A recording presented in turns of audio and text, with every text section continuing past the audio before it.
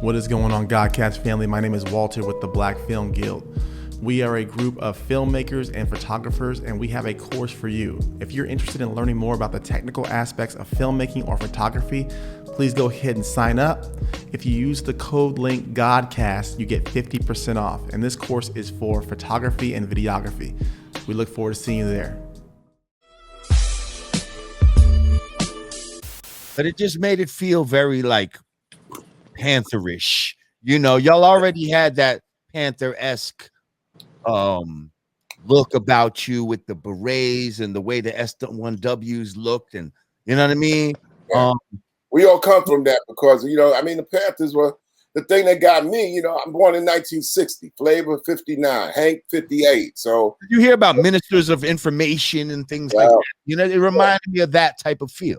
They were our heroes, man. I mean, if you looked into all those things at that particular time, man, especially Jet and Ebony, they were the heroes and the villains at the same time. But one thing that they was educated, and we all went to this program that had Panthers and Cats from the Nation and just straight out rebel students, whether they were black, white, or whatever. And we had summer camps with them on college campuses out in Long Island in 70 and 71 and 72. Matter of fact, I first met Eddie Murphy in 72 at summer camp at Delphi. You know, I'm like, this guy keep running his mouth in the back seat of the bus, talking about jokes and boxing. That's all he talked about. Jokes and boxing. I tried to sit as far away from this dude as possible, man. Like he was annoying as fuck, huh? Damn. as we knew each other getting older, he was always the cool dude. He was always the cool dude. Hey, Midnight, if you don't shut the fuck up. Murph was always the cool dude. Murph would go to the park, man, on the bus, shoes and a nice outfit, man, and drive down there, man. So he wasn't like one of the dirty guys like us that you know, call himself playing ball all day but really can't play. You know. Let me ask you. You know, I like to ask all my just everybody. When did you first get acquainted with hip hop, and then when did you transition into a participant? 76, 77. Woo! I like the tapes that were coming up out of Queens. I like the tapes that were coming up out of Brooklyn. The Brawls caught on a little bit later, but the tapes that were coming out of, you know, Queens and Brooklyn and definitely Manhattan touched me a little bit. They say they sound a little bit like what WWRL was doing with Gary Bird and them. Hold up, I need to rewind you just a little bit. Rewind me a little bit. Are you saying that the Bronx was actually after Queens and Brooklyn when it came to hip hop tapes? No, it wasn't. Or is that how you received it being in Long Island? It wasn't hip hop. It was DJing. And DJing had a combination of everything. When you talked about hip hop that was coming from the Bronx, it was a different level younger. You know what I'm saying? The level older from them cats, especially in Brooklyn, man, they had big sound systems. Like Flowers and all that you talking about. Yeah, Flowers, Maboya, Plumber, all of them, they were DJs, man. And you wasn't getting on the mic if you messed up the DJ game. So out of that whole thing, you peak DJ Jones up in the Bronx, you know what I'm saying? They wasn't even making tapes. You cats had to run up and with they just brand new cassette recorders and catch a little glimpse of that. But then also those older DJs, they would do like the college joints, and then they would also do the clubs. And if you 17, 18, and you a dude, a black dude, you ain't getting in them spots. And them cats start doing, you know, M. Morton Hall, you know what I'm saying? Promoters like that. And they, you know, you had to be a certain age. Of course, they like, you know, women in at 17 and 16. Dudes, you had to be 21. Speaking of women, the Bronx, here you go, Rod Digger. Hey, I couldn't listen for the world. Real quick. We had big dialogue about. Hey, listen, don't sweat it. Don't sweat it. You know, show her the book. We'll talk about it later. I'm just finishing my story up. That on Long Island, you had to go everywhere. You had to check everywhere out. And then also everybody came out to Long Island to the colleges and all the other spots. But the Bronx offered something that nobody had because it was park laden. It was younger, parks, and cats was going for it with a combination of all that stuff that was going on in Brooklyn. Your Herc is Jamaican, man. Right. But back in the day, Bronx is Puerto Ricans and Brooklyn is Jamaicans and Caribbeans, man, at the time in the 70s. So that Herc was a different cat in the Bronx than cats were in Brooklyn. Right. Cats in Brooklyn would be playing a lot of like calypso, merengue, disco. I mean, you listen to disco, that's the, boom, boom, boom, boom, boom, Gamble and Huff. And they were just like, I mean, cats in Queens and Brooklyn were on the same type of thing. So they had their own thing going on. I'm just thinking about the migratory aspect of it. Where you know what? You're in Long Island and I'm in Westchester. They reminds me of the same thing. Yeah. So I'm closer to the Bronx, you're closer to Brooklyn and Queens. Yeah. You see what I'm saying? Yeah.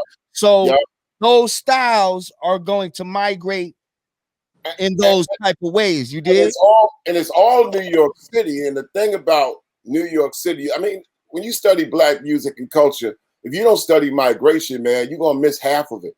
You don't miss half our story. If you don't even study who we are and how we move. And how we move is like, it ain't happening here, we moving there. That's Black people. You know what? We ain't staying around, we going over there. And what we taking over there is everything we about: food, clothes, culture, and even if we clashing, we're gonna make it mix. And New York is the epitome of inner city migration because of what? The transit system. You can go from every borough back in the day for like 50 cents. Before that, a nickel. So my great grandmother, when she moved up to Harlem, I asked her back before she lived to 100. I asked her back, what made you move to New York? She said, my sister already moved up here. We had to get up out of Jim Crow. It's like 9 brothers and sisters in Rockingham, North Carolina, break north, right? She had a job. She had a job where she had a spot in Harlem and she could get down to Lower Manhattan for a nickel. And then she said she worked there for 50 years for the hospital in a laundromat for 50 years. So the fact that you could move around and that they could put the population and elevate it up in buildings made it different from any other place. So along with that, music is popping everywhere at the same time. So hip hop in the 70s was no different, man. It's like, it's DJing. It's hip hop. If a dude get on the mic, do the rapper go to the DJ or do the DJ go to the rapper? A DJ will cut your shit off if your shit is whack. Matter of fact, you're not even getting the mic.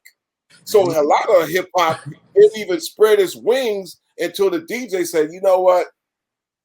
And if your shit is whack and you gonna try to play rough on it, then we just turn your shit down. Back. Bring that back. I remember a lot of DJ hatred back in the day. Steve Shockley is known to put a fade on your ass if you whack on the mic. He put a fade on you like this, and it goes on and on to the break. You already rolled another joint on. Bring it back. So when did you become a participant? When did you become a participant? What motivated you and said, you know what, I could do this shit? I always wanted to be a fan. I just wanted to get, a girl and dance, man. That's it, man. So I'm going to college. My first year of college is 78, right? Now this is like in the middle of like, now you got this thing happening and hip hop starting to take place and Starsky and cats started to really kind of like really pop on tapes, as well as the older cats like Eddie Chiba and DJ Hollywood. And then you got Flash and the Furious 4 and, cats starting to, get around. So college, we had DJs that came in and wanted to play everything and stuff, but 1979 was my next year in college, and all of a sudden, there was no. And you majoring in what? What do you make? Art, commercial art, design, and communication was my minor. Nice. I was a phenom. Copy. 79, I get kicked out of Adelphi. I was a phenom. School cartoonist, went there every day, never went to class, always go to the dorms, trying to hang out with the girls and all that stuff, right? So, matter of fact, I didn't really get like some shit I would have been. Yeah. You know, I didn't fail. I just got incompletes. I kept turning the paper up and down, thinking it changed. So the dean of students said that you said, "Yo, you are an enigma, man. I don't understand. You come to the campus, you're a popular person. You the school cartoonist. You do this in your class, in your majors. You're phenomenal, but you got to go up to class. But I'm gonna make you a deal. If you make up all these incompletes, I'll see if we reinstate you." I mean, it's a longer story than that. It's a book chapter, man. It's amazing. I get back in spring 1981, but in 1979, it's supposed to be my sophomore year. That's the craziest hip hop summer ever. One of the craziest. And before any record, the only record that came a little close where cats were smelling it like, was King Tim III.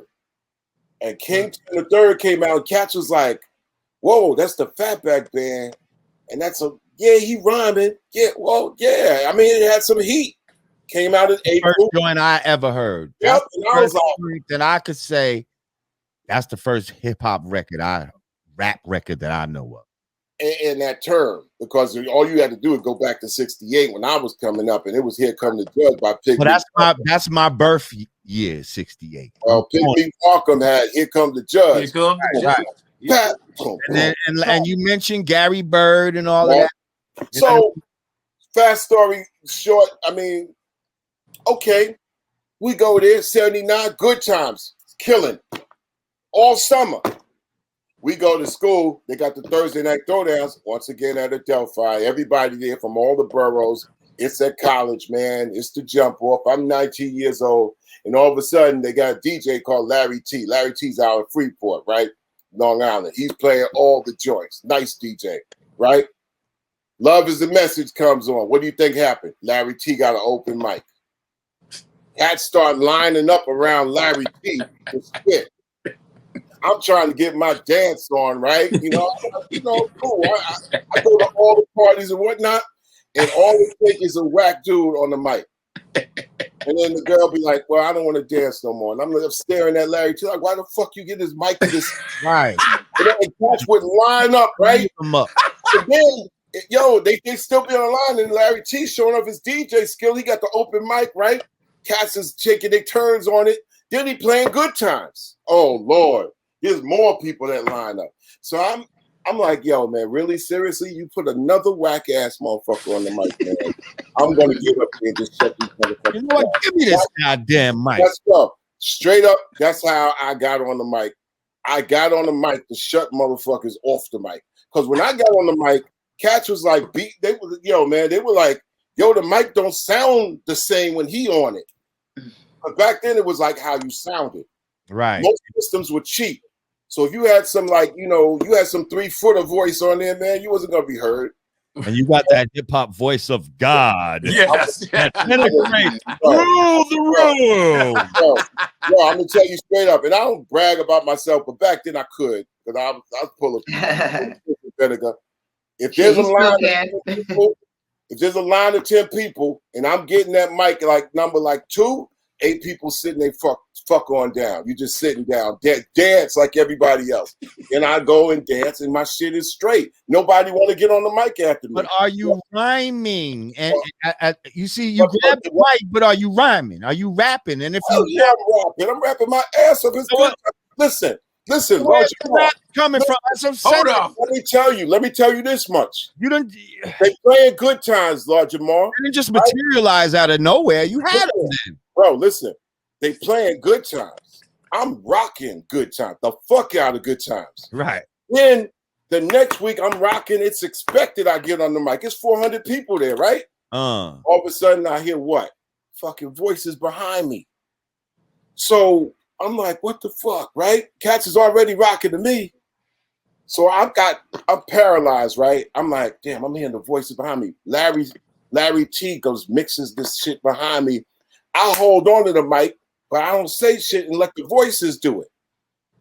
So after that shit, I'm like, yo, what the fuck? Cats is going berserk, man.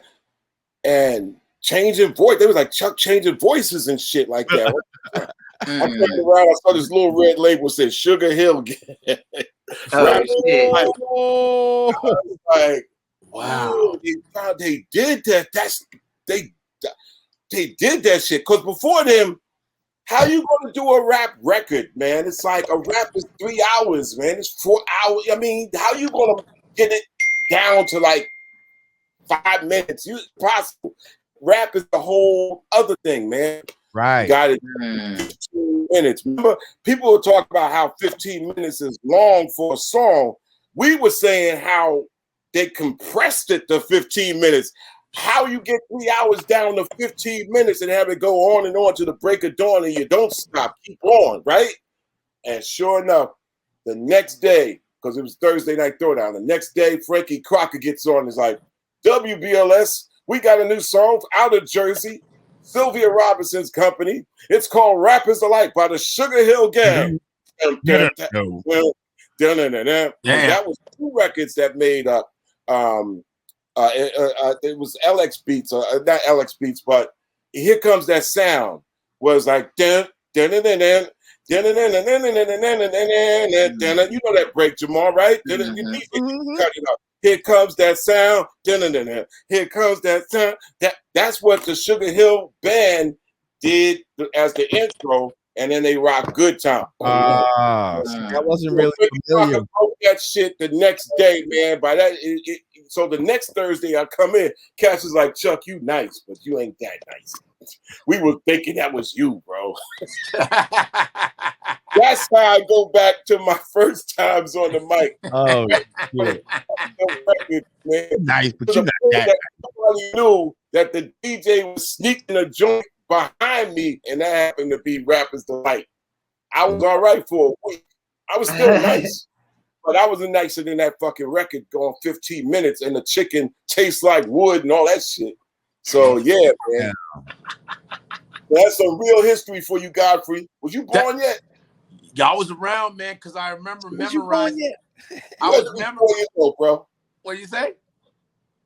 You had to be 4 years old, bro. Yeah, I memorized Rappers Delight. I got the 7-minute version down. Then I challenged myself to get the 15-minute version down because they had, you know, the sugar. When we bought the record, I grew up in Chicago, so we had the record and they had that Sugar Hill, that colorful, whatever, that blue label.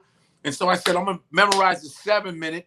And I remember going to grade school. I was like, I got it down. Everyone's going to go. So I was like, hip, huh. I was the first dude to memorize the whole goddamn thing. So I was around, man. They looked at you like you was a space alien, man. Hell yeah, I memorized the shit out of it.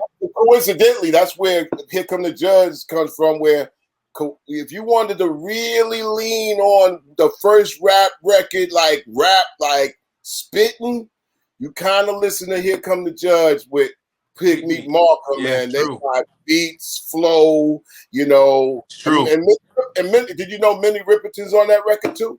No. Minnie Riperton's on that record. Right now it says, I'll take 2 orders of beer, please. You know, she's the voice right there. You know whose mama that is, right? Yeah, my own girl. Yeah, Maya Rudolph. Maya have a whole bunch of Kamala Harris roles on Saturday Night Live. That's right. That's dope. I didn't know that.